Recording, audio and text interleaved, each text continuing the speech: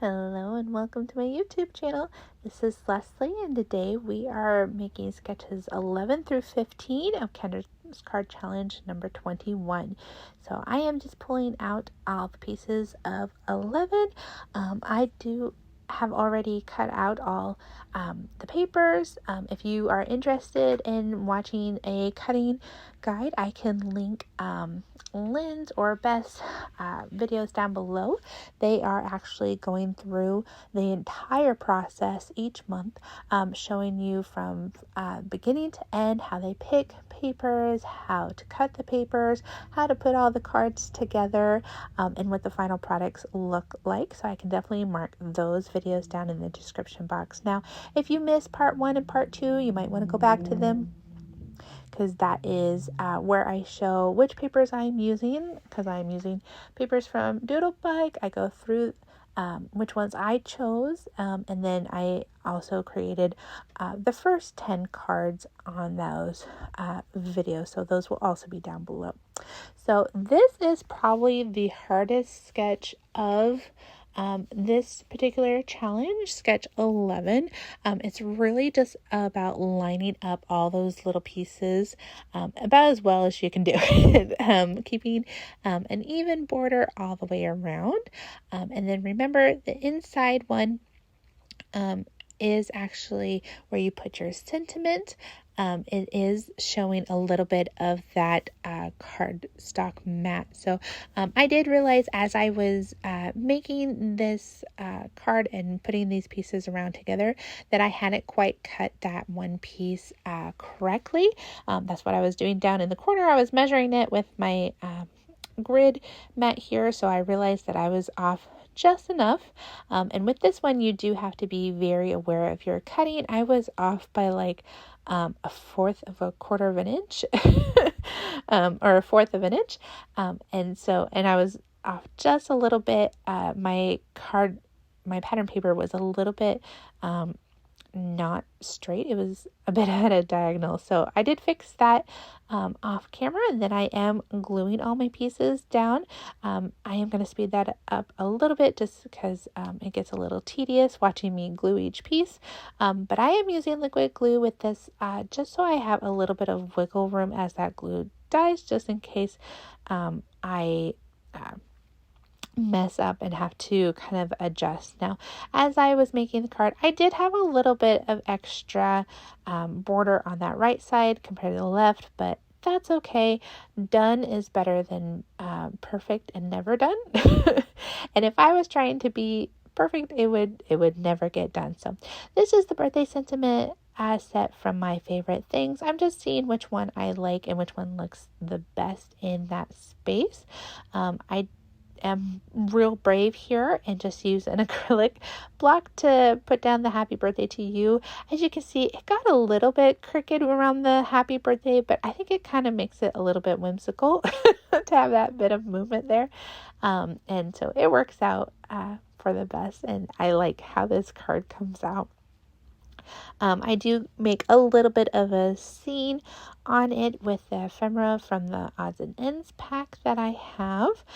Once I get that adhered down as much as I want, I'm going to bring in a bunch of different colored gems here. These are some green ones that are in my stash. I decided to try to switch it up a little bit from my normal honeybee ones that I've been using on the rest of my cards, and just get a little bit more decorative with these last 5 cards. So I do bring in that ephemera little guy. I love the little mushrooms. They're so cute. And then there's always little ladybugs or bumblebees or beetle type things. Oh, I think he's a snail. He's so cute. They're just so cute, and I love Doodlebug for little kids cards because they just are so sweet and adorable. And so I'm super excited to be giving these 2 cards for Cubs for this month. I am trying to create as many as I can. I'm showing you, I am bringing in an embossed panel paper. This was actually some leftover cardstock that I had from a mini sampler kit from Kendra's Cards by Kendra. She does send mini sampler kits and full kits to her higher tier Patreon members. So if you'd like to support her that way, there are quite a few bonuses that go along if you are a paying member. So the embossed part doesn't really end up showing a whole lot with this particular sketch, but the color of the cardstock was just perfect, and it was the only one in my stash that I had, so it worked out real great. And so I'm putting down that beautiful butterfly paper. This is definitely a sketch to show off some pattern paper. It takes a big chunk of that paper to create that beautiful chunky border around the rectangle here. And then I am following the sketch to a T here because I'm using a black mat with a white rectangle, which is what you see in the sketch. Yours does not have to be this color. This just ended up working with my pattern paper and what I wanted to do. You could of course make it any color that you want. And then I am using the two little flags. Now at first I was like, I kind of want to turn the one flag so I see the butterfly, and you can do that. Kendra always says these are jumping off points. As long as we can tell that you were inspired by that particular sketch, you're good to go. I did decide to continue to follow the sketch and have them both pointed down just because I did like the other side of that pattern paper, but I could have kept with the butterfly and had it be the other direction, and that would have been perfectly fine too. You could always turn these sketches horizontal instead of vertical, vertical instead of horizontal. You do you. You're supposed to make them what you want them to be. So I am using a sentiment, may your heart feel full today. Be full today. This is a sentiment from the Ultimate Sentiments from Lynn with LV Handcrafted and Not Too Shabby.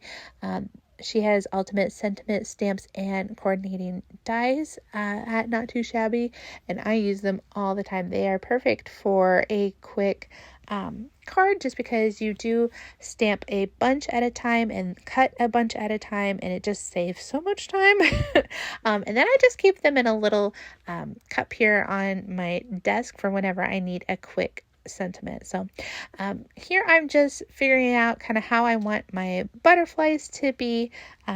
You're kind of seeing a little bit of my brain behind when I'm creating these cards. I kind of have like the basic part down, and then I design as I go. So I knew I wanted the flowers, which is why they were in the bag, but the butterflies I wasn't sure about, and how many butterflies and what all I wanted to do with it. So you kind of see me playing around with that. Now I did bump up the wrong side there. As you can see, I did switch it around. That's just because this butterfly is going to go off of that rectangle, and I don't want there to be a noticeable bend. So I did put some scrap paper behind that particular one, just because I didn't want it to overlap the flowers and lose those pretty flowers in the foreground there. So I then did add some different gems here. I did bring out a bunch of gems for these last few cards, some pink ones, some different green ones, and then I just did a mix across the card there. So moving on to number 13. This is a horizontal card, but you can always turn it vertical. You can, instead of a circle, use a square, an oval, a honeycomb shape, like, make it your own. If you are new to cards by Kendra's challenges, what it is that Kendra puts on a quarterly challenge every 3 months where she creates 15 different unique sketches with 6 sheets of 6x6 paper. She gives you all the cutting guides, all the sketches, and then if you play along, you can enter for a chance to win some giveaways. So here I keep going back and forth with the butterflies. They go up and they go down. And so I was trying to figure out if I wanted them, which direction I wanted them to mainly be going. This paper isn't necessarily directional, but it's kind of directional. And so I was trying to figure out how I wanted the butterflies to actually lay. Like I said, I could have turned this into a vertical card if I wanted to, but I did keep the horizontal card because I feel like the butterflies worked out. And then I love that rainbow paper. I try to keep my borders there even. They got a little bit thicker at the bottom, but that's okay because done is better than perfect and not done. And then I'm just getting my circle mats here. That is a 2-inch circle with a 2 1/4 layer. If you don't have circle dies, like I said, you could use a different shape or cut it out yourself. Or you can always use like thicker layers. If you don't have the 2 1/4 circle, you could always use a 2 1/2 layer.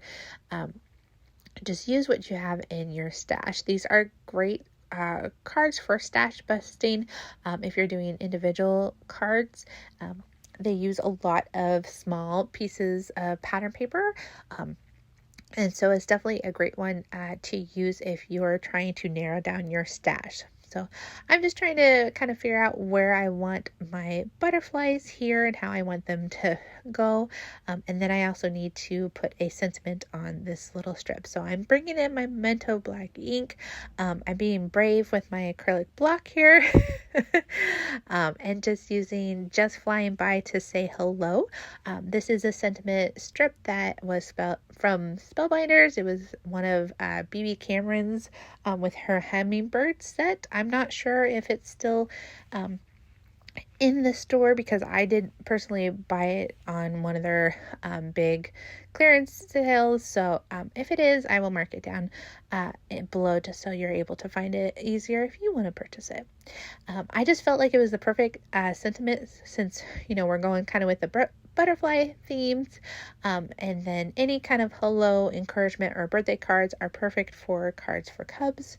And since I'm trying to donate to that this month, I want to make sure I have a lot. And this is just the perfect sentiment for this particular card. So I am just tucking that in underneath my circle. I did have to kind of bring it up a little bit there. And then I'm just going to use some liquid glue on my butterflies. And while I'm doing that, just something new about me. Let's get to know each other, especially down in the comments here. I have actually recently started getting into kind of all the area hobbies that are really trending right now, not just like card making that I've been doing for a few years now, scrapbooking. Recently I was getting into crochet a lot, and now I've started doing embroidering. This is my final card with that sketch. Does anybody else embroider and hate French knots? I actually started embroidering for paper crafting, actually. And then my sister got me a embroidery kit, and I've been working on it lately. And French knots are the worst, y'all. It's like calls for all 6 strands of your embroidery thread, and then getting the needle through the canvas, and it's just, I hate it. And of course, this particular design was a bunch of flowers, and there was a bunch of French knots, and by the end I was done. I'm like, why do people do this? I can't feel my fingers anymore. So if you have tips, tricks, or what kind of hobby are you working on right now, let me know down in the comments, see if I'm alone in this feeling or not. So I am bringing in some peel-offs from Love from Lizzie. I decided to use that as the black stripes in this particular sketch. I'm not using an oval. I am going to use this bigger sticker here that came with the set. So I'm just making sure that my peel-offs are lining up how I want them to. I don't want to have to use it all the way across because you're not going to see all the way across, but I wanted to make sure that they were getting at least to the point where they would be hidden there. And then I'm just using the lines on my grid, my glass mat here, just so I can make sure that those lines are lining up. This is just the normal stripe, I believe, with it's just the gold glitter from Lizzie, Love from Lizzie. I love her peel-offs. I've started collecting them. I need more. I need like one of every color. Just because they're so pretty and they're so easy to use. And they last like forever. I've had these for quite a while and I've used a lot of them, and there's still so many more to go. So definitely a good investment. Adds a little bit of bling, subtlety, and then, you can use it as mats instead of cardstock if you want to. Or like here, I use the stripes instead of using cardstock just to make it a little bit easier on me. So I am going to put this sticker down. It says, "Let your dreams be your wings." I just thought that was perfect, and it's like the perfect size for this sketch. Now, since I decided to do it this way, I'm not going to bring in that strip and the hearts. I'm just adding in some extra flowers, and I'm not bringing in the banner since my sentiment is already on the sticker. So we're just going to add in a couple little flowers here, and then we're going to add in some more bling. So I'm putting 2 flowers in the bottom right hand corner, and then I'm going to add another flower to the top left that I just brought in from the sticker chipboard set, because I just felt like it needed something up there. And then I did add in a little bit of that bling and sparkle with my gems there, and that is that final card. So we are to sketch 15. We made it. Thank you if you've been here since part 1. I really do appreciate you coming on these adventures with me. With this one, I did emboss that back panel again. Again, you could do stencils, you could do other pattern paper, you could, use up all your mixed media things. I have several different mixed media projects that I'm like trying to get into. I want to learn more with alcohol inks and how that process goes. I've been embroidering on paper and embroidering with real life. Just doing a bunch of mixed media with like lunar paste and embossing powders, and really I love getting into it and working with my hands. So I love card making, and having a great cause to be able to use my cards for is also fantastic. So that's why I love donating to Cards for Cubs. I also donate to a local RFK camp where they give their campers some love notes throughout the week, or heart notes, or what they call them. I also give them a bunch of encouragement and hello cards for them to use to give to their campers. And I just really like being able to use my hands, be crafty. It kind of is my happy place. When the world is literally on fire, I can come into my craft room and relax and de-stress, and it goes for a good cause. So if you're interested in Cards for Cubs, I will put the information down below.